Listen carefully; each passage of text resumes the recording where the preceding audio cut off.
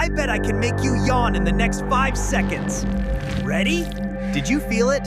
If you just yawned, you aren't tired, and your brain is just being a copycat. It's called contagious yawning.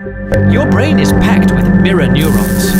When you see me yawn, these cells fire up as if you are the one doing it.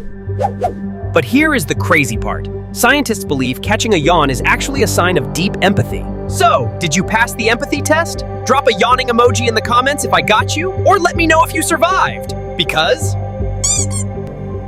Because I bet I can make you yawn.